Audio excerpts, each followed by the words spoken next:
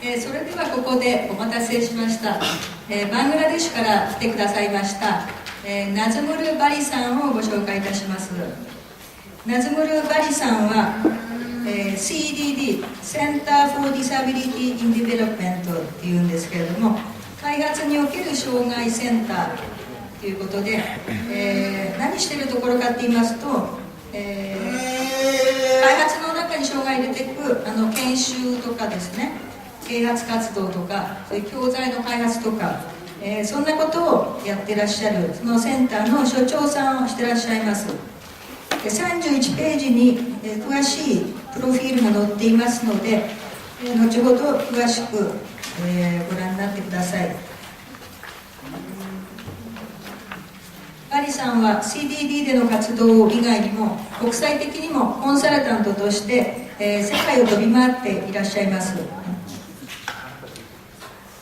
で、今日はバリさんのお話を聞くときに、皆さん先ほどの CBR マトリックスをですね、手元に、置いて、バリさんの今の話はマトリックスでいうとどこに当たるのかなってことで、印でもつけながら、ぜひご覧になっていただくと、先ほど自分の充足度で書いていただいたのがもう一回ということで、より分かるかもしれませんので、ぜひマトリックスを横に、置いてみてください。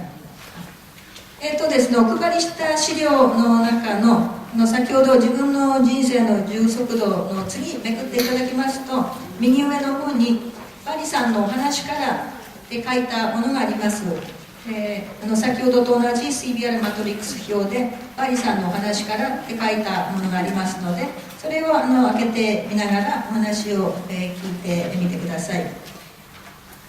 なお本日の通訳はアジア保健研修所から林かぐみさんがしてくださいます。では、バリさんよろしくお願いします。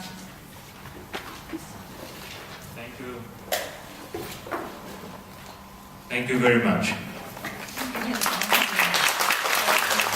It's always a wonderful feeling to be in Japan. This is my third time that I'm visiting. これで日本に来るのは3度目ですけれども、その度にとても嬉しい気分になります。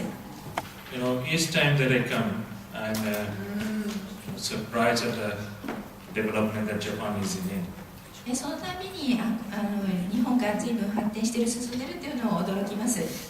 Which is very different from Bangladesh. とてもバングラデシュと違う状況です。Everything is so organized and disciplined.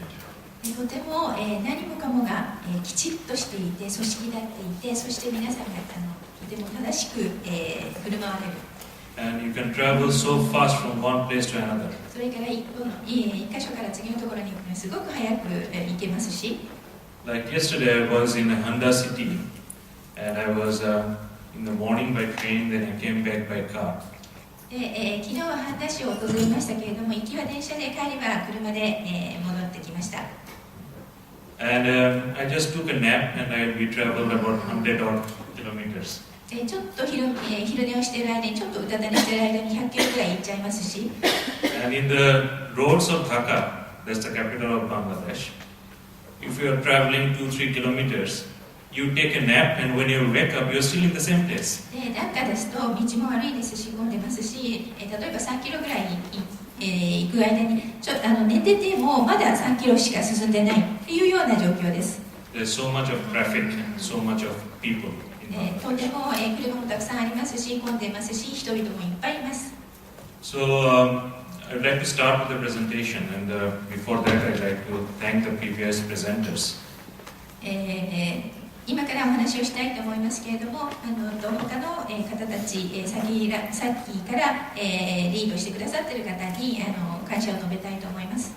We had a good exercise on the CBR matrix. 先ほど来 CBR マトリックスを使って皆さんに作業していただいていますし、And as Ms. Etsuko informed, during my presentation, try to see that the activities that we are doing, which of those relate to the CBR matrix. 私たちのことをお話しするわけですが、それがどういうふうに CBR マトリックスの項目につながっているのかということを考えていただければと思います。And CBR can't be done alone. So you might also be interested to see who are the actors that are involved in this process in Bangladesh. で CBR は一つの団体、一人の人によってなされるものではありません。さまざまなアクターが関わっています。でどういうふうにバングラデシュで行われているかを聞いてください。And also how we are reaching to the community. そして私たちがどういうふうに CBR コミュニティにリーチしようとしているのか、人々のところに行こうとしているのかをお話しします。First, a little bit about my country, ま Bangladesh. ずバングラデシュ、私の国についてちょっと触れます。As I said, it is a lot of people, 152 million. 先ほどからたくさんの人たちと言いましたけれども、人口は1億5250万人。And there's 1,000 plus people per square kilometer in the country. 1平方マイルに1015人の人口密度です。But in the city of Dhaka, this is 8 times more, 8,000 plus people living in 1 square mile. ダッカでは、国内平均の1015人の8倍も、あります、人口密度が。And we are still growing and growing fast in terms of population. そして人口は、増加していて、どんどん、それが加速しています。And people are, coming in from the rural areas into the big cities, especially Dhaka. 人々は農村から都市部に出てきています。人口の流出が起こっています。The average household size is 4.4 members now. 1世帯の平均の規模が 4.4 人です。The poverty, the study shows that about 32% of the people in Bangladesh are living below the poverty line. 統計によると 32% の人々が貧困線以下の生活をしていると言われています。Most of the people, although there is urbanization, but most of the people still live in rural areas, at least 70%. 少なくとも 70%、人口の 70% が農村に住んでいる。You must have heard about the garment industry of Bangladesh. バングラデシュの縫製産業について聞かれたことがあるかもしれませんが、66% of the labor market are involved in agriculture. ただ、今なお 66% の労働人口が農業に従事していると言われています。Security of food is a big challenge for the country. それから私たちにとって食料をちゃんと手に入れられること、安全保障というのは大きな問題です。People who live on less than $1 a day are spending 60% of their income on food. 貧しい人たちの収入の1日あたりの収入の6割までが食べ物に費やされます。Literacy, people who can read and write above the age of 15, it is around 56%. 15歳の人口で読み書きができる人たちは 56% です。Life expectancy in the country is 68 years. 平均寿命は68歳と言われています。And safe drinking water, although we have lots of improvement, but still about 20% do not have access to safe water. 安全な飲み水を確保することは大きな課題ですけれども、今なお 20% の人たちがそれが得られないというふうに言われています。And nearly 50% do not have access to good sanitation. それから 50%、人口の 50% の人がふさわしい衛生的な環境にいないということです。And then we have with the water the problem of arsenic. That's polluting our drinking water. それから、私たちはヒ素の汚染の問題があって、井戸水がヒ素に汚染されているということも、あります。Then due to the rise of the seawater, the saline water is coming inside the country. So there's a lot of salinity there. で、海水の水面が上がって、それが内陸部に入ってくる状況が起こっていて、そういった塩害のことも問題になっています。And disasters is very common in Bangladesh. Every kind of disaster, you just name it, except with snow related. will have it in Bangladesh. 災害、私たちはいろんな災害があります。ただ、雪に関してはありませんけれども、So it's like a restaurant of disasters. The disaster. まるで災害のレストランみたいなものです。Like when we have the big floods, 70% of the country goes underwater. 洪水がひとたび大きなものが起これば、国土の 7割までが水の下に、浸かってしまいます。And during that time, the traffic police is busy controlling boats on the road, not the cars. その水浸しの状況になった時はですね、道路は車で混雑するんじゃなくて、ボートで混雑します。Okay, now regarding disability. で、それではその障害の状況はということに話を進めていきます。There is a lack of reliable data. We don't have acceptable statistics. 私たちは、あまりその信頼できる統計データがありません。The disability organizations of the country tried during the last census, but the finding was only 1.4%. 障害団体は国勢調査によろうとしていますけれども、その調査によると障害を持った人は人口の 1.6% ということが言われています。So the DPOs, the disability organizations, did not accept this government figure.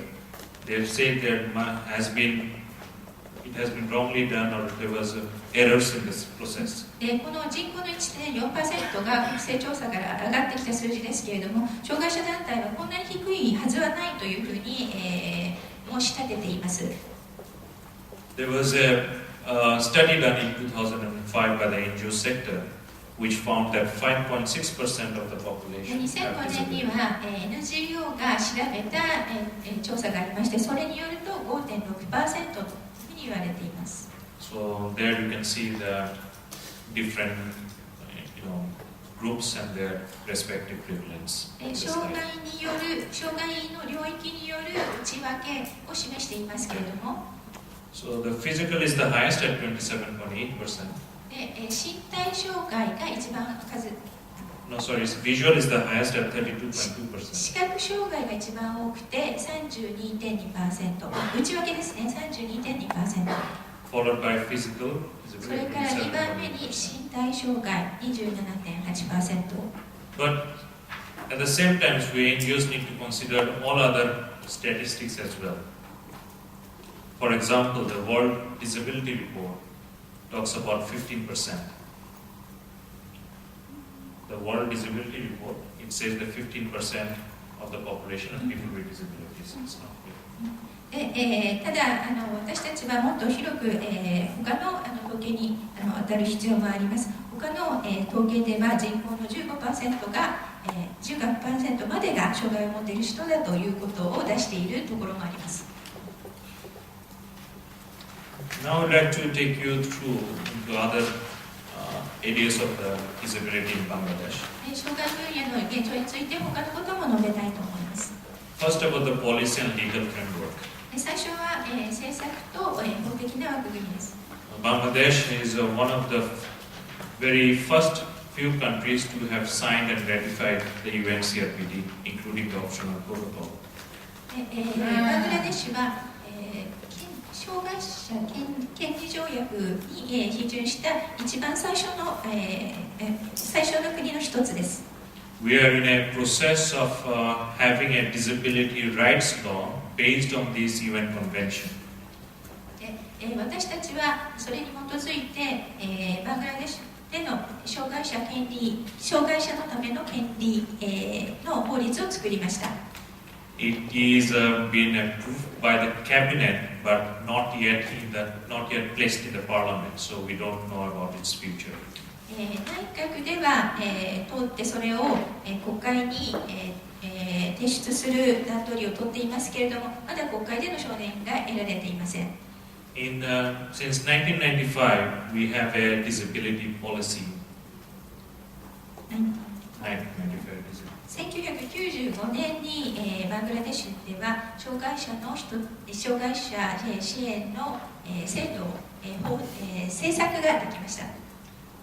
And in the year 2001, we had the Approved Disability Welfare Act. 2001年には障害者、福祉法支援法ができました。But it does not mention like if you don't fulfill the law, how one can be punished. しかし、それは、それを満たさなくても何か罰則があるわけではありません。So the disability organizations and DPOs are saying that it is not that effective. ですから、障害者自身あるいは障害者団体はそれでは十分じゃないというふうに申し入れています。And in the country, the disability issues are looked after by the Ministry of Social Welfare. バングラデシュでは、この障害分野のことは、ミニストリー・オブ・ソーシャル・ウェルフェア社会福祉省の管轄のことです。And we also have a civil society group called the Disability Rights Watch Group that is looking into what is the rights situation for people with disabilities in the country. 障害を持った人たちの権利がちゃんと擁護されているか、権利の擁護の状況を推進していこうというために、市民社会組織も動いています。ディサビリティウォッチグループという名前をつけています。Then in the parliament, we also have a comprising of parliamentarians, a disability caucus. それから、内閣の中でもその障害分野のことに取り組むための、コアグループを持っています。With regard to budget allocated by the government, only 0.09% of the annual budget was for disability. 障害分野に、割かれている予算はといえばもうごくごくわずかで、年間予算の 0.09% しかありません。And we have some safety net programs in the country like the disability allowance. それからセーフティーネット、障害者のためのセーフティーネットの、スキームも、ありますけれども、例えば、障害を持った人に、何かしかの、お金を出すというようなことですけれども、And every month they are getting 300 taka, which is maybe 400 Japanese currency. で、月額ですね、毎月300高、約400円ぐらいですが、をその人たち、障害を持つ人たちは得られるというようなそんな仕組みはあります。There are also education stipend, then interest-free microcredit for the people with disabilities. それから他にもあります。例えば、マイクロクレジット、小規模、金融、小規模融資の、サービスを受けようとするときに金利がゼロで、いいとか、そういった優遇策もあります。But the problem is, if the demand is this much, we have allocation for this many. でも問題はといえば、非常に多くの、ものが求められていて、そして一方で供給できるもの、それに当てられるものはごくわずかだと、そのギャップがあまりに大きいわけです。Rehabilitation services or care facility for persons with disabilities hardly exist in the country. それから、障害を持つ人たちのためのリハビリテーションの、サービス、あるいはリハビリテーションのための、技術的な支援というのもごく限られています。で、なかなかそれを得ることができません。And most of the services are located in the big cities of the capital. で、ほとんどのサービスが、都市部に限られていて、農村部の人たちは得ることができません。And mainstream hospitals, main hospitals, they don't have the therapy services or other services needed by people with disabilities. で、大きな病院で、主要な病院であったとしても、障害を持っている人たちが受けられる、サービスがありません。And there are many other challenges. Challenges like accessibility is a big problem in the country. Buildings, transport, communication.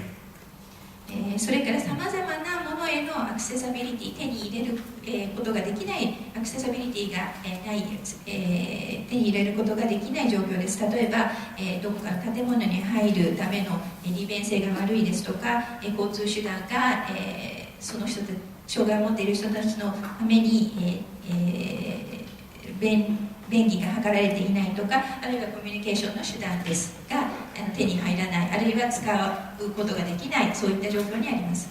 So getting access to education is quite a challenge. それから教育の問題もとても大きなチャレンジです。Especially for people with hearing impairment, deaf people, education is very a challenge.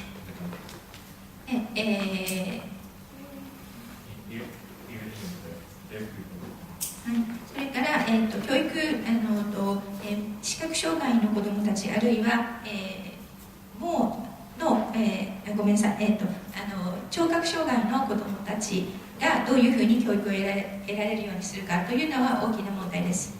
And women and girls with disability are really marginalized. 障害を持った人たちというのはそういうふうに周辺に追いやられているような状況ですが、さらに女の子であればまして、それがさらに一層難しい状況にあります。And abuse is also quite common. Abuse of persons with disabilities, especially. 障害を持った子どもたち、障害を持った人たちが、暴力を受けたり、ちゃんと扱われない虐待を受けるという状況があります。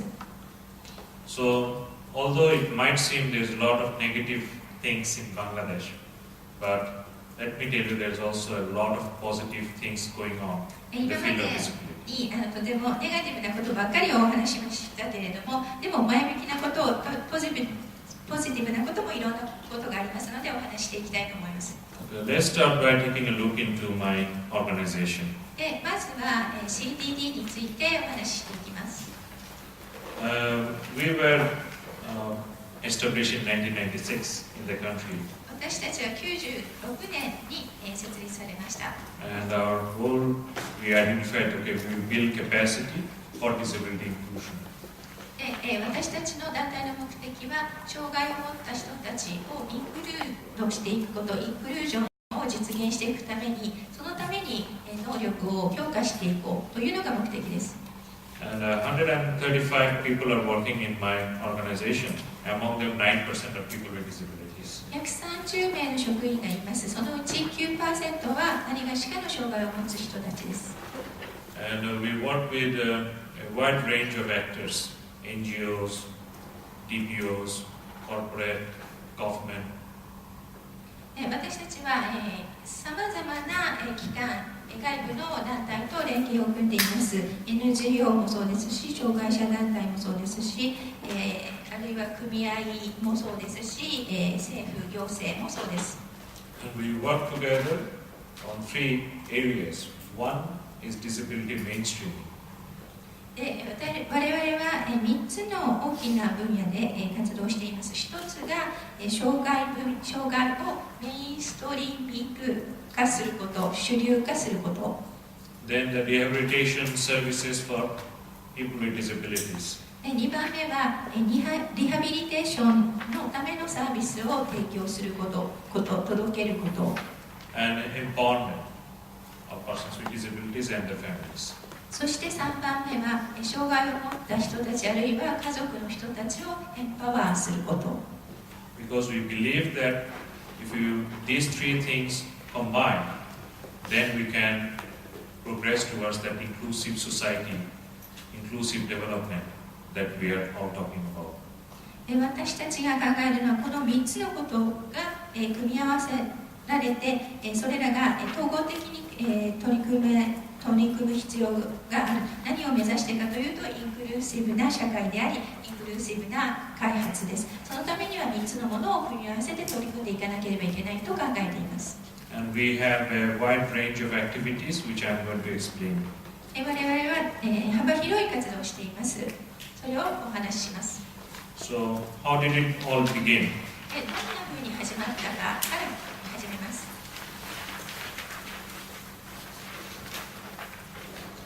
So, the situation, I have covered to some extent my earlier discussion I just had. So it's basically there's a large number of people with disabilities, poverty is a big challenge. まずなぜ私たちが始めたか、先ほど来お話しているように私たちを取り巻く状況、バングラデシュの状況はたくさんの障害を持った人たちがいる、そして、貧困が広い範囲であるということ。People are living mostly in the rural areas where there's hardly any services available. で、人口の大半が農村に住んでいて、その人たちには、どんなサービスも届かないものであること。Few disability organizations, and there was limited to no in-country resources on disability. 障害者団体がの数が限られていて、その人たちの活動が限られ、そして、障害分野のために活用できる資源が、欠如していること。So that was a big question, like how do we address this challenge? で、そういうことからこういう状況に基づいて、では一体どんなふうにこの状況をに対応していけばいいのかという大きなチャレンジが出てきます。And we were also asking ourselves, why are people with disabilities excluded? One, and why development actors who are working for development for all, not including people with disabilities? So we had to understand these two questions. 2つの、クエスチョンが出てきて、それに私たちは答えるべきだと考えています。1つ目のクエスチョンは、なぜ障害を持った人たちは障害排除されるのか。そして2番目は、なぜ開発活動に関わっている人たちは全ての人たちを含めないのか、どうして障害を持っている人たちが含まれないのか。So it's basically what I had discussed earlier. Development organizations, they were not sensitized, they did not have the trained resource people, the knowledge. That was one of their challenges. バングラデシュで活動しているさまざまな開発組織がありますけれども、その人たちが障害を持った人たちへの意識を持たずに、あるいは知識を持たずに、いる状況の中で、その人たちのために、を視野に入れた活動がなされなくて、また必要な資源が使われないというような状況があります。And I'm sure you all will agree to this, that persons with disabilities have the same right as you and me. 障害を持った人もあなたや私と同じ権利を持っているということについて皆さん方も同意なさると思いますけれども、Education, whether it's in education, employment, security, health, whatever you can think of, they have the same right in those fields. 教育について、あるいは雇用仕事について、身の安全について、あるいは健康について、他のいろんなものについて考えるときに、障害を持っていても、他の誰とも同じような権利を持っている、そうであるべきだというふうに思います。But I've already described that the situation for people with disabilities is not or were not that encouraging. しかしながら、私がすでにお話ししているように、障害を持った人たちはそういうふうな状況にはない。で、そういった状況を変えていかなければいけない。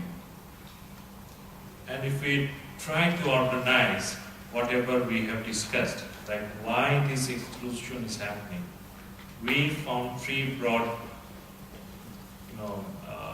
cluster で、なぜ reasons. 障害を持った人たちが除外排除されてしまうのかということについて3つの、要因の、グループがあると思います。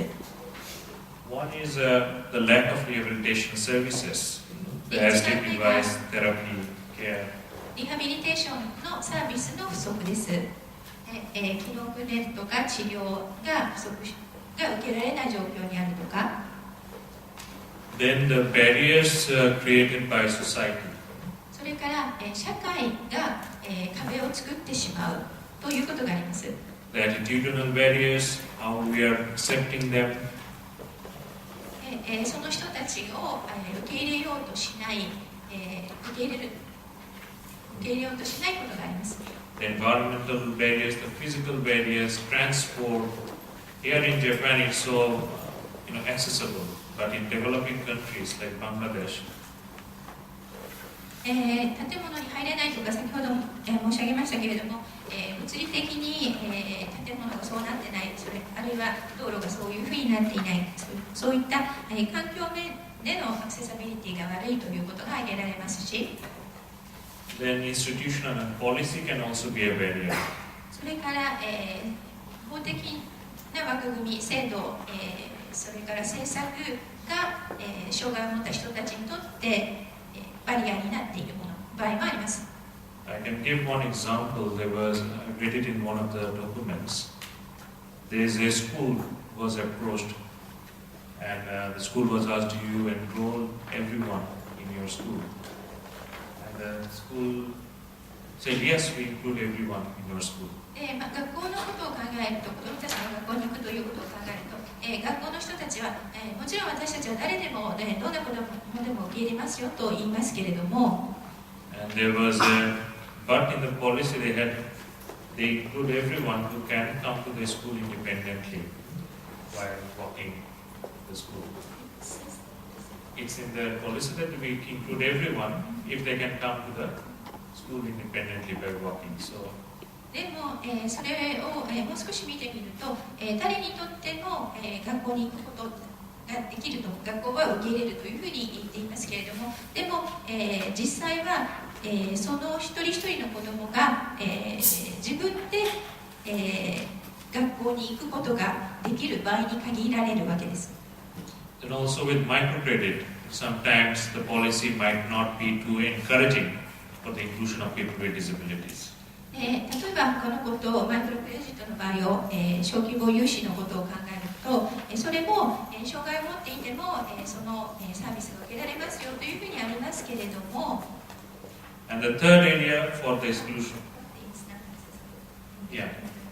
しかし、実際はその人たちにとって手に入らないものになってしまっています。And the third area is what we call the self-disempowerment factors. There's self-esteem, low motivation. 3番目の要因っていうのが、障害を持った人たちが自分自身が無力だと感じてしまうことです。自尊心、自分への誇りが持てないことですとか、モチベーションが、高まらない、そんな状況があります。There too you find the question about why. Because we think that people with disabilities being excluded for so long, they have the society's role in excluding them has also contributed in reducing their confidence. でも一体なぜなんだろうということを思うわけですけれども、でも考えてみると、障害を持った人たちがあまりに長く、とても長い間、社会の中で排除されてきた、そういう状況に置かれてきたわけですから、その人たち自身が自分たちもできるんだという自信を持つチャンスがなかった、今までのことからそういうふうに作られてしまっているということができます。So all these are contributing to exclusion. で、どの3つ、どの要因を考えていても見ても、その人たちが排除される状況を生み出してしまってきた。So the next two questions, should it remain the same? I'm sure you will agree. No, you will agree that it should change. それからでそういうような状況にあって、では私たちが、私たち自身への自問自答することは、このままでいいのか、あるいはそれを変えていこうとするのか、皆さんどう考えるのかですが。Okay, then if yes, we need to also ask ourselves that for this change to happen, who do we target? Is it the 15% people with disabilities? Or for change to happen, we target the 85% people without disabilities in the society? で、今度ですね、それを変えていこう、こういう状況を変えていこうとするならば、誰に対象を絞って働きかけをするのかという問いが出てきます。15% の障害を持った人たち、その人口の 15% の人たちに働きかけるのか、あるいは残りの 85% の方に働きかけるのか。Since the barriers are in the society, we have to focus on the 85% of the population. お話しした社会の中にあるバリア、障壁というのを考える場合に、人口の 85% の方に働きかけるべきではないのかというふうな考えに至ります。And for the people with disabilities also we need to focus. So もちろん、15% の障害を持った人たちにも働きかけることが大切ですから、全ての人にとって働きかけるわけですけれども。And who we can work with is basically all actors who are working on development can contribute in this process. さまざまな、アクターに働きかけて、そのことを通じて、all who are engaged in development, they should be part of this change process. 開発に、地域開発に取り組んでいるさまざまなアクターがこの問題に関わっていくべきだというふうに考えています。So both NGOs and the government cooperate everyone. 次に、開発に携わっている主なアクター NGO と政府が挙げられます。So with this understanding, we started as an organization in 1996. Cdd は96年に始まりました。To bring this change in society. で、こういった変化を起こしていこうということで始めたわけです。So our key intention was to initially work with NGOs. 私たちのまずキーとなる鍵となる考え方と働きかけというのは開発 NGO に対してのものです。If you concentrate on the development programs that NGOs are doing, like group building, awareness, mobilization, education, health, livelihood, gender, disaster. 多くの NGO が開発のプロジェクトを持っています。下にあるところに出ていますけれども、人々のグループ形成、組織形成ですとか、あるいは、教育の問題、保険の問題に取り組んでいて、さまざまなプロジェクトが行われています。So if we build the capacity of the NGOs by training, sensitizing, the inclusion can start to happen in these program components. 私たちが考えたのは、こういうふうにさまざまな活動をすでにしている NGO が障害分野のことにの重要性に気づき、そしてそれを活動の中に取り入れることができるならば、したならば変化が起こせるだろうというふうに考えたわけです。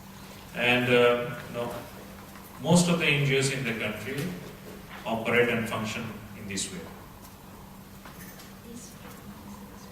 Similar. Most NGOs are similar in the country. 地域開発に携わっている NGO は、多くの大多数のところが同じような、性質とか活動を持っています。And if you look at the human resources that NGOs have, NGO が持っている人的資源を見てみますと、so the managers in the NGO, they can be trained on disability program inclusion so that they can work on it. まず、マネージャー、管理者、責任者クラスの人たちが、障害分野の重要性に気づき、Then the social communicators are raising awareness in the community, so they can be trained on disability, and they can also raise awareness on the issue of disability.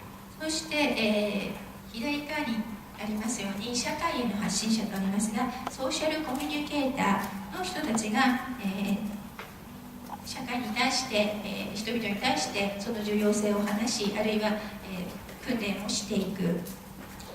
Then there are other development workers like teachers, livelihood, who can also be trained to include people with disabilities. それから、他の活動に携わっている人たち、例えば教育、プログラムに関わっている先生たち、あるいは、所得向上のために、の活動をしている人たちにも。And if you can remember, we talked about the rehabilitation. So the NGOs that needed to have someone trained because we don't have physiotherapists in the country that many. そういった違うさまざまな活動をしている人たちにも訓練を、提供して、意識を高め、知識技術を持ってもらうようにし、それから先ほどリハビリテーションのことを言いましたけれども、リハビリの関係者にもアプローチをして、その人たちとのつながりによって、研修を訓練を行っていく。So we have seen the reasons for exclusion, and if we can do this, then we'll go for the inclusion. 先ほど同じ形で、なぜ排除されているのか、除外されているのか、その原因というのを3つ挙げましたが、それを裏返した形で、では、インクルージョンに向けて排除しない包摂のためには何をしていけばいいのかというのがここに挙げています。And it's basically that you work with both the development sector as well as the people with disabilities and their families. 左側の、ところというのが開発組織の人たち、開発の、活動について、その人たちの取り組み、そして半分のブルーの部分が障害を持った人たち自身への、その人たちへの働きかけを示しています。And so disability mainstreaming is one aspect that you need to work with to include disability. 障害分野をメインストリーム化するために、どういったふうにその、開発組織がそのことを取り入れていくべきかということを示しています。So if we'd like to see such a happy society, so we need to work on all of these areas, mainstreaming and empowerment, rehabilitation services. 私たちが、望んでいる望ましい、社会のためには、それぞれ異なったアプローチを同時にやっていく必要があります。Yeah. So, like for mainstreaming, as I described before, we need to work on the attitudinal change, removing the barriers that are excluding people with disabilities. はい、先ほどお話ししたように、メインストリーミング化していくためには、社会の中にあるさまざまな障壁を取り外していかなければいけませんし、なくしていかなければいけませんし、障害を持った人たち自身の、セルフエスティームを高めていく必要もありますし、If you see the top picture, then you will see there are physical barriers that limit inclusion. You will see that the attitude of the three people are not that positive. で、今スライドに出している一番上の絵のところですが、そこには物理的な壁、が載っていますけれども、3人そこに絵がありますが、あまりなんというか、嬉しそうな顔をしていなくて、ちょっと怒った顔をしています。それは、いかにそのバリアが高いかということを表しています。And they have a policy, but it is not really inclusive. それから、ここには社会の政策のことにも触れていますけれども、それもまた障害を持った人たちが社会参加していくために好意的なものではまだそういうふうにはなっていない。So through mainstreaming, you change this area, and through empowerment, like he has to devise confidence building that is being given to the person with disability. 一方ではそういった社会の中にある障壁を取り除いていき、メインストリーミング化していくことが必要ですし、一方では、障害を持った人自身がエンパワーされることが必要です。So when you have both of these together, then we are having an inclusive society. そういう2つのことが、取り組まれ達成していく中で、インクルージョンが私たちの目標が達成されていきます。So how are we, or what activities we are doing? 私たちがどんな活動をしているかですけれども、 The first one that we do is we do a lot of awareness raising of organizations. 私たちが、は働きかけの対象である、団体 NGO に対してまず行っていることは、その人たちへの意識が、気づきを起こし、知識を持ってもらうこと、いかにそれが重要なことであるかということを意識を持ってもらうことです。to sensitize them, their management to work on the disability inclusion in their organization. その団体の人たちがそれは重要なことだというふうに気づき取り組むようになることで、その働きかけをします。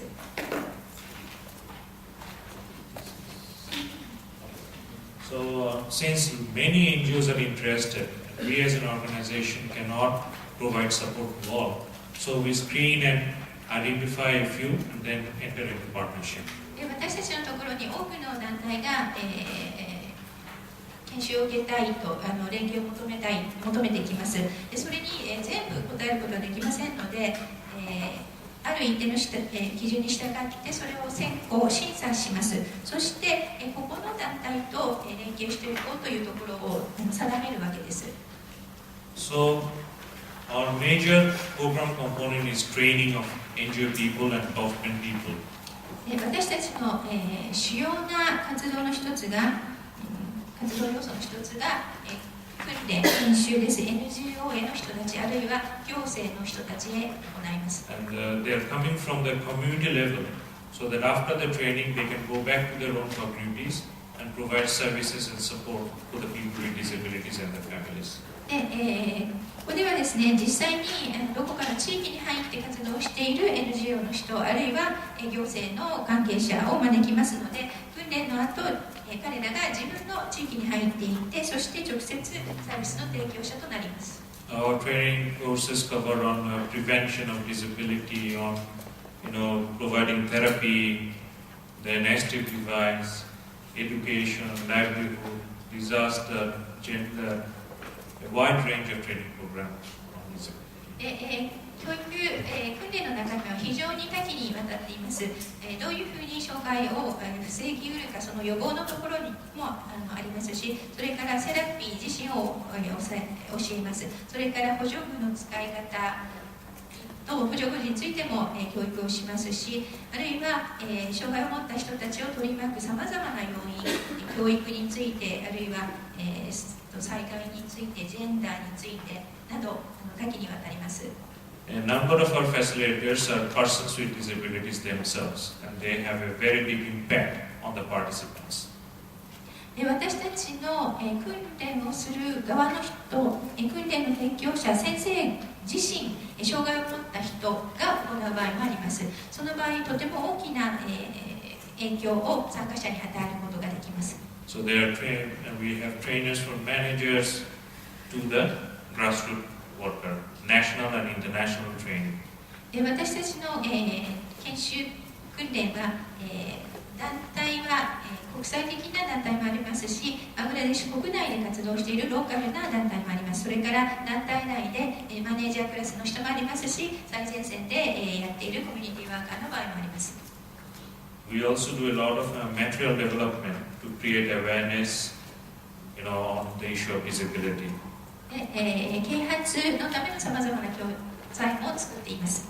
So it's like audio material, video material, printed material, CD.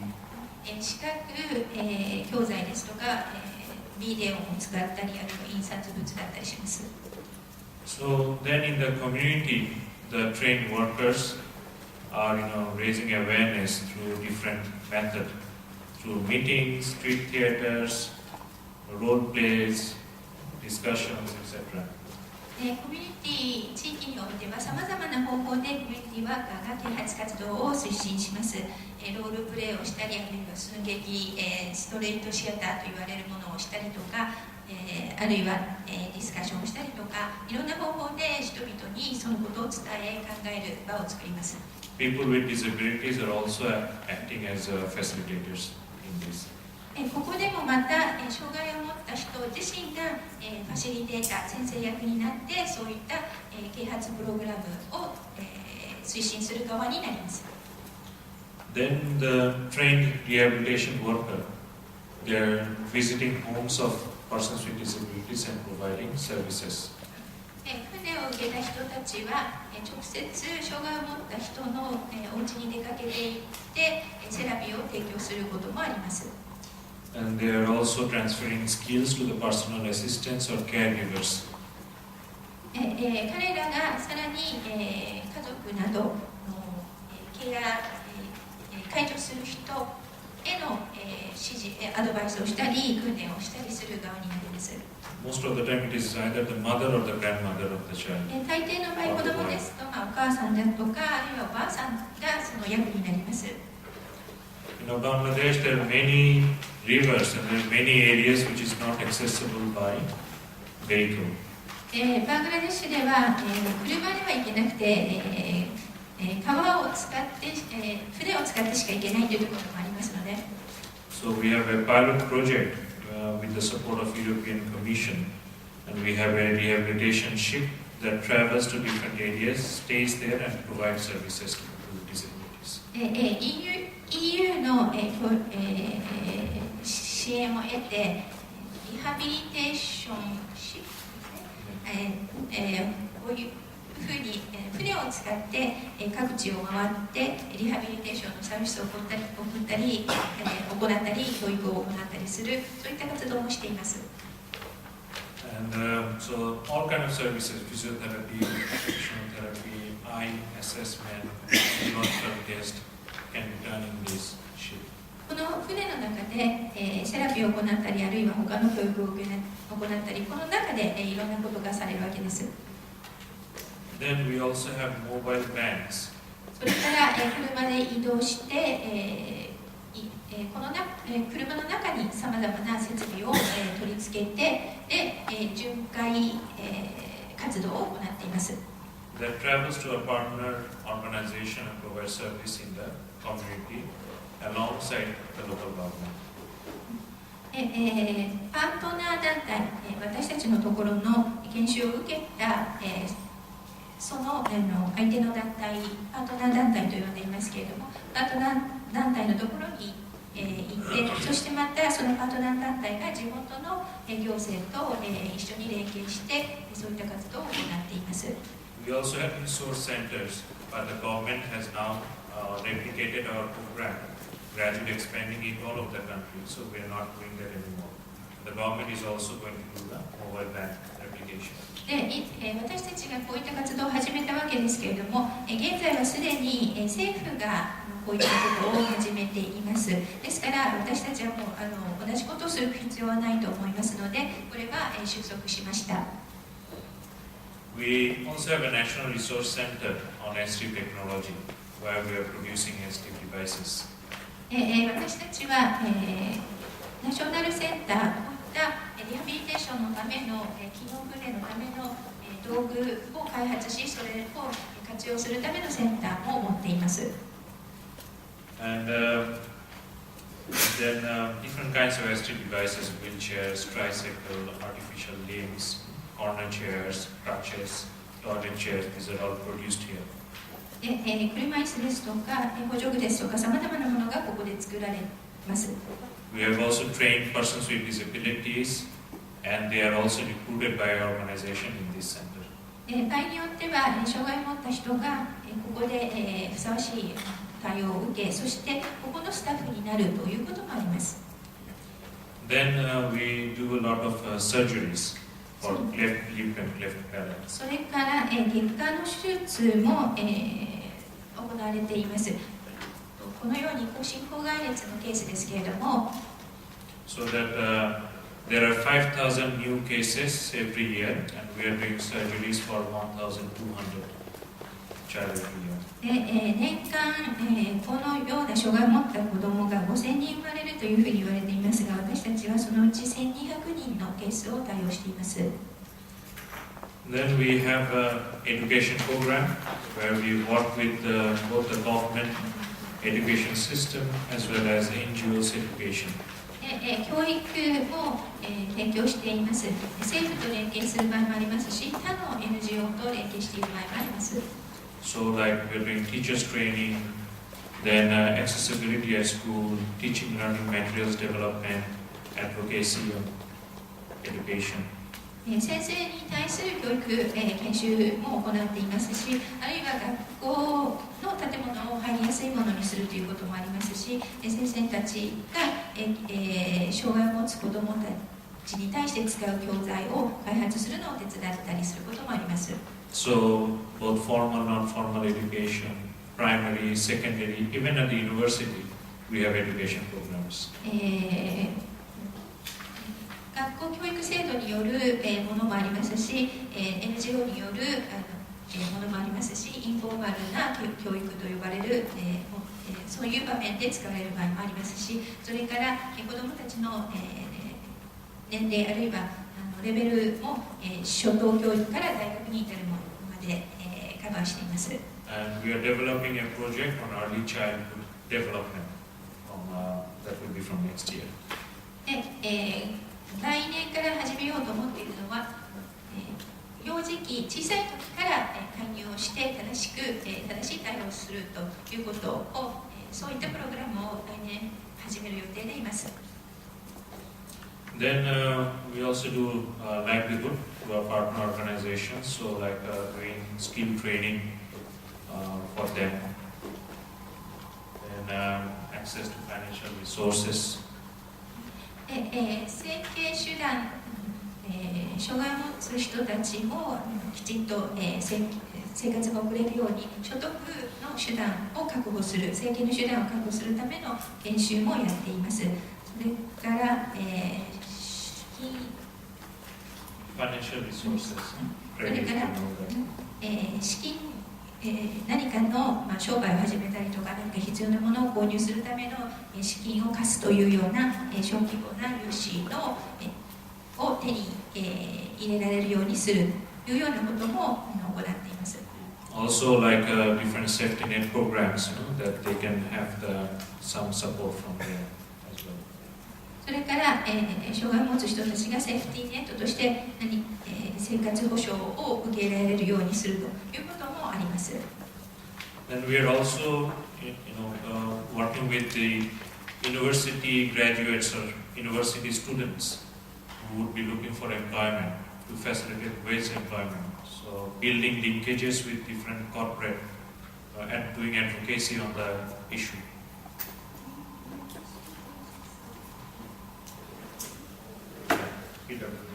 Disabled people from studying at the university and those who have 障害を持っている人でも大学教育まで受けた人たちがいますけれども、そういう人たちに仕事を提供する、雇用機会を提供するということも行っています。And as I said, disaster is something very big in Bangladesh, whether it is cyclone, flood, landslide, river erosion. 災害もとても大きな問題です。サイクロンがあったり、洪水があったり、土砂崩れがあったり、地滑りがあったりします。So we are really advocating to the government for inclusive policies, and also that we have constructed many shelters, but these are not accessible. 政府に対して働きかけをしています。その災害対策を考えるときに障害を持つ人たちに対しても、対応できるものに、するように、障害を持つ人たちを視野に入れたものにするようにということを言っています。シェルターが、あって災害時の対応がされているんですけれども、それを見ると障害を持っているとそれが使えない状況にあったりします。So whatever disaster planning is done, that contributions are taken from people with disabilities, their opinions are taken, and all plans are inclusive.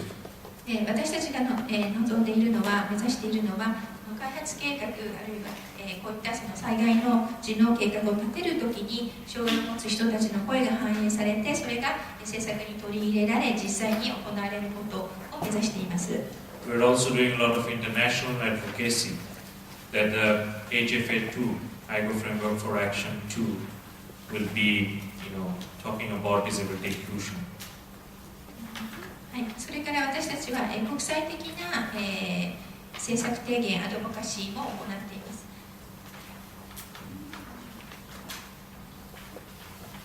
IGO Framework for Action on Disaster Risk Reduction. で、その国際的な枠組みの、で、障害を持つ人たちに対しても災害対応が、されるようにということを求めています。Then we are really working on the empowerment of people with disabilities by building their leadership skills through training, self-help groups, supporting the TPOs. それから、障害を持つ人たちへのエンパワーメントのための、働きかけもさまざまに行っています。リーダーシップトレーニング、あるいはスキル開発のためのもの、自助グループの形成、ですとか、障害者団体への、能力強化のための働きかけ。So previously many of them did not vote or participate in political activities. Now due to sensitization, many of them are going to the polling station to vote. 以前は、障害を持っている人たちで、投票しようという人は、ごくごく限られていました。少ない人数でしたけれども、意識化、の活動を受け、そこに関わり、自分たちの声を発するように動こうという人たちが今や投票に行っています。Some of them also became candidates, and a few have been elected by the community to represent them. さらにはですね、障害を持っている人が、候補者になって選挙に出るというようなケース、あるいは選挙に勝って、政治家になるというようなケースも出てきています。And they are also collectively working together for justice against abuse and violence against people with disabilities, whether it's children, women.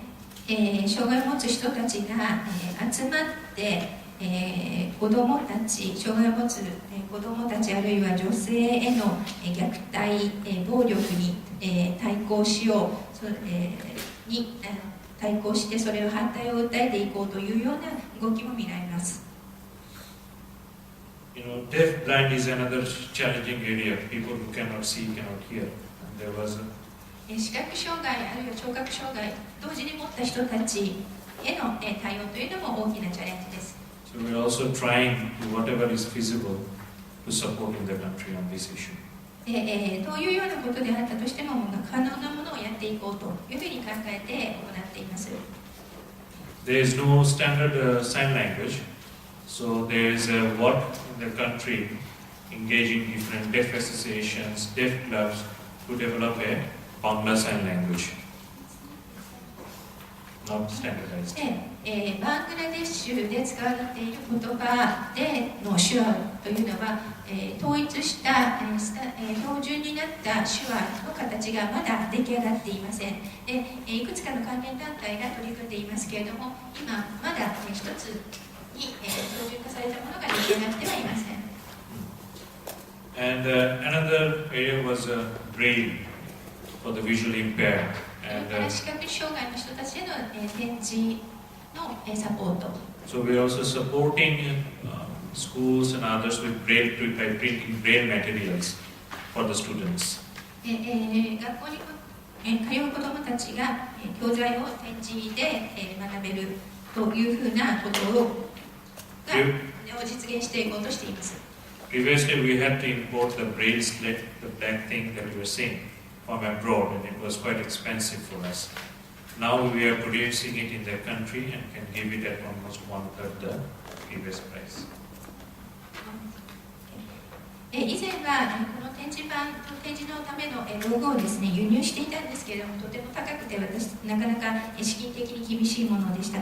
それで国内で作ることを始めました。それによって以前の3分の1の値段でそれができるようになって、多くの人がそれを使えるような状況を生んでいます。And as we think, and you all agree that accessibility is a big challenge that is we all need to address. We try to create demonstration on accessibility so that it can be replicated. 建物に入れること、アクセスを良くすることというのは何度もなかなか難しいというふうに言っていましたけれども、一つ見本を作ってでこんなふうにできますよというようなことをデモンストレーションしていきで、それを見た人たちがそれぞれのところで、広めていくことを進めています。And as I said, we are doing advocacy. This is something from the international advocacy that we are doing on disaster, but we do advocacy at the grassroots level to the national level and also at the international level. この写真は国際的な集まりで障害分野のことを発信していこうと政策提言していくそのアドバカシーのための集まりですけれども、必ずしもそういうグローバルなレベルだけのことではなくて草の根レベルでも発信していき政策提言をしていくこと声を上げていくことを大事にしています。And as a recognition, in 2010 our organization and our executive director H.M. Khan was awarded the Raymond Magsaysay Award, known as the Asian version of the prize.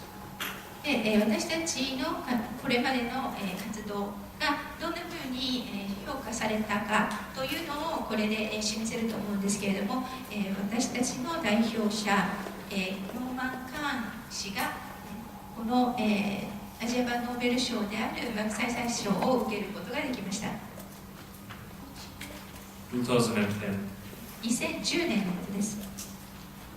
So, as you can see that our effort in Bangladesh is to influence the development actors so that they mainstream disability. 私たちのこれまでの努力が NGO バングラデシュの開発活動に携わっている NGO に影響を与えてきた、そのことを通して影響を与えてきたということができます。So that rehabilitation services are available to persons with disabilities close to their homes. 私たちの活動によってさまざまな必要とされるリハビリテーションのための支援サービスが障害を持つ人たちの近くに届けられる状況が生まれてきました。And that people with disabilities, their groups and their organizations are skilled, are organized and can raise their own voice, raise their own issues. 障害を持った人自身がスキルを持ち、そしてまた自分たちの団体を作り、自分たちの声を上げ、自分たちの課題を外に向けて発信していくことが生まれています。Some of the key positive changes that we can see is that people with disabilities are being included as a target group of different development NGOs. まず一つ、NGO への影響、成果としてまず一つ目は、私たちの活動によって NGO が活動の対象としている人たちに障害を持つ人たちを含めるようになったというのが一つ目です。And they're at least thinking about accessibility, at least in the ground floor facility for people with disabilities. それから建物のことについては、少なくとも1階については障害を持っていても車椅子でも入れるように、考慮されたものが生まれてきています。And there are also people with disabilities working in some of these NGOs, so they're finding jobs. それから障害を持っていてもそういう人たちが NGO でスタッフとして働いている。And these NGOs are institutionalizing, that means they are putting it into their strategy papers, policies, constitutions about disability inclusion, some of them. その NGO 自身がですね、自分たちの活動の中に取り入れ、そしてまた NGO 自身が自分たちの方針として障害を持った人たちをインクルードしていこう、インクルーシブであろうとする一つの NGO 自身がモデルとなっていくということが見られます。Then these organizations are also, since they're development organizations, are members of, let's say, the education forum or the employment forum. So since they're already sensitized on disability, when they're attending these forums, they're raising the issue of disability inclusion. So they have become advocates. 開発団体自身が自分たちが気づき、そして自分たち自身が実践するようになる。そうすると彼らは、例えば、教育の分野に関する会議に出ていったり、あるいはネットワークを持っていたり、そこに関与しています。あるいは仕事、雇用に関する活動も同様です。そうすると NGO 自身が自らが発信していくアドボカシーをするものになっていく、そんな変化が見られます。and the people with disabilities can come to them and express their opinions and which are being valued by the NGO planners. NGO のところに障害を持つ人たちがやってきて自分たちの意見を述べ、そして NGO 側がそれを取り入れ、尊重するということが生まれています。And these NGOs are also advocating to the local government. Okay, you are responsible for the local development planning and program implementation. Include disability in there. NGO はさらにそれぞれの地域の行政に働きかけています。その行政はそこの地域の開発計画の計画立案と実施に責任を持っていますから、そういった行政に対しての働きかけを行っているのは重要なことです。And different international organizations are also showing interest. それから国際的な団体が関心を示し協力しています。So there is quite a number of good examples. I don't have the time to go through this, but at least 300 organizations in the country, development organizations, are doing disability inclusion work. ここに詳しくは今はお話しできませんけれども、約300の団体が研修を受け自分たちの取り組みを始めています。There are also now NGO consortium, like we are part of a food security consortium, where mainstream food security organizations are implementing project, and we are providing the technical support that disability is included in there. NGO の連合体もあります。私たちはフードセキュリティ、食料の安全保障のそういった課題に取り組む連合体の一員ですけれども、私たちは障害を持った人たちへの取り組みをその中で話し、そしてまた技術的な支援が必要な場合は提供しています。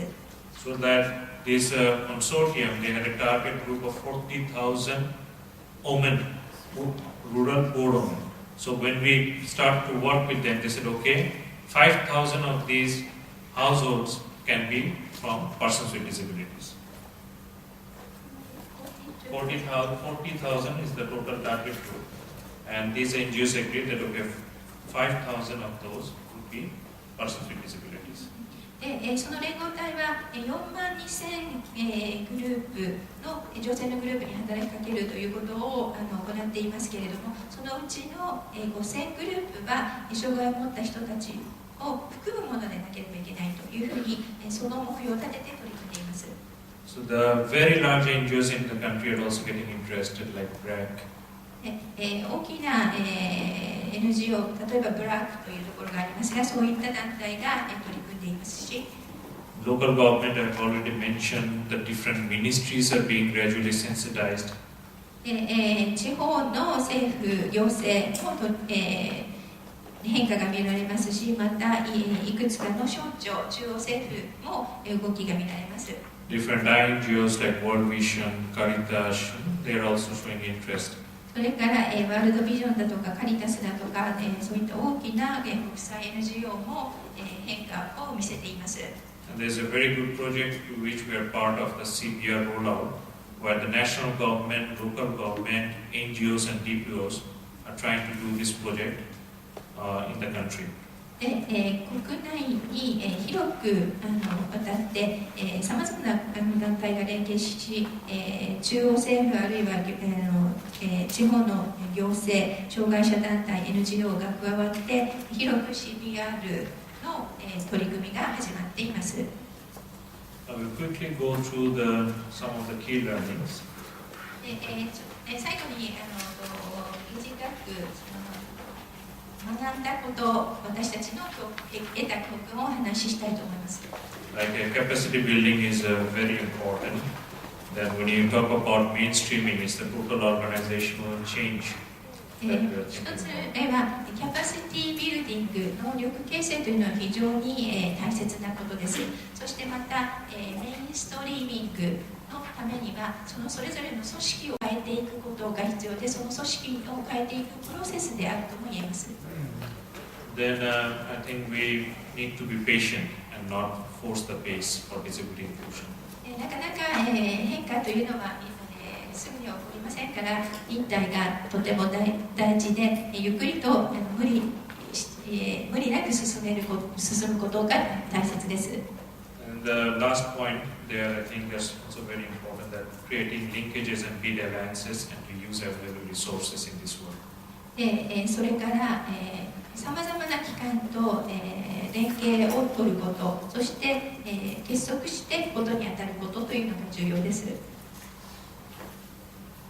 And here I will only focus on the last 2 points. That it is in an organization there will be many people, not everyone will be interested. So we need to identify who are the people interested on disability, and then to support them and to work with them. この事柄に対して、全員が関心を持つと、最初から持つということは難しいでしょう。ですから、どの人が一番関心を持ち動いてくれそうか、そういう人を見つけることっていうのはとても大切です。And the last one is, whatever we do, we have to include people with disabilities in the planning. We have to include them in the total process. We need to hear from them. They are the best judge of their own situation. They are the best people to advise us on this disability inclusion process. 何を行うにしても、私が最後に、大切だと思うことを申し上げたいのは、何を私たちが行うにしても、全てのことにわたって私たちは、障害を持つ人たちの声を取り入れ、それを計画に反映していかなければならないということです。彼らの声を聞かなければいけません。障害を持つ人たち自身が何が良いか、何をすべきかということを判断するにあたって一番良い判断をしてくれる人ですし、そして判断をするにふさわしい人ですし、またふさわしい判断、ふさわしい助言をしてくれる人たちです。Okay, this is just a cycle of evolution, a change in an organization that we are thinking to work on from now and the future. But it will take a lot of time, and I don't have the time at this moment. So this is for next time. 今お示ししているのはどういうような過程で、プロセスで、ことを行っていくかということですけれども、ちょっと今は時間がないので、先に進みたいと思います。So anyone interested, I can also discuss during the group meeting. この後、私と、の時間も可能かと思いますので、そこでもし関心を持った方はお声をかけてください。And I also have a separate presentation. Anyone wants that, I can implement that also. それからまた特別に必要なものがあれば、欲しいとおっしゃる方があれば、Eメールを送ったり別に対応することもできます。So the key thing for me is that we're all looking for inclusion. We're looking for a society where people with disabilities, along with other people, are respected. They have equal opportunities. And to reach there, these are the 3 things we need to address. 私たちは、インクルージョン、障害を持つ人たちも、あるいは多様な人たちを含めた、包摂的な社会、インクルーシブな社会を目指していきたいと考えるわけですけれども、そのためには今からお話しする要素が大切だと思います。不可欠だと思います。Mainstreaming, removing the barriers in the society, in organization, so that it can become inclusive. まず一つは、メインストリーミング、これは社会の中にあるさまざまなバリアを取り除いていくことです。The rehabilitation, the services for persons with disabilities. 2番目はリハビリテーション、これは障害を持った人たちが多様なニーズがあって技術的な支援を必要としますが、それを提供する、そういった意味でのリハビリテーション。And persons with disabilities and their families becoming organized, their capacity being built, and they're contributing in decisions that affect their own lives.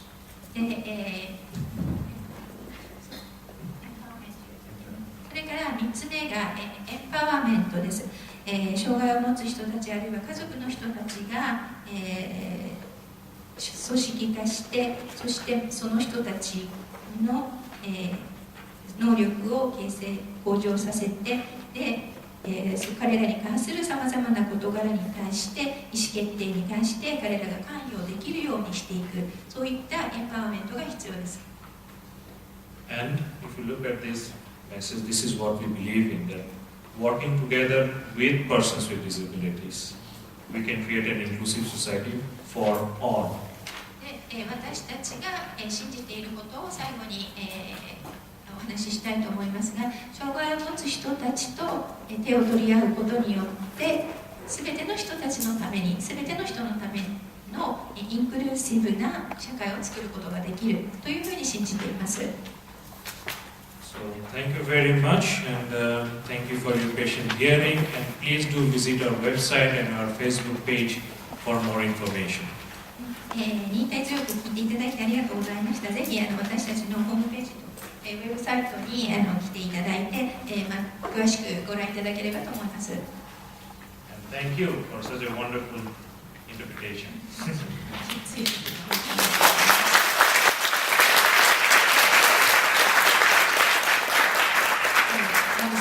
本当にありがとうございました。最後は力強いメッセージも私たちは受け取ることができたと思います。本当はここでですね、質問を一つぐらい受けたかったところなんですけれども、時間もありますので、ここで終えたいと思います。そしてもっとバリさんからお話聞きたいという方たくさんいらっしゃると思いますので、午後の、時間にグループ別の時にバリさんからお聞きいただく方、休憩時間とか昼休みの時にですね、いつでも個別に来てくださいとおっしゃってますので、ご質問のある方はぜひここにいらしてください。それではこれで午前の部を終えたいと思います。今一度バリさんとそれから通訳してくださった林さんに大きな拍手をお願いいたします。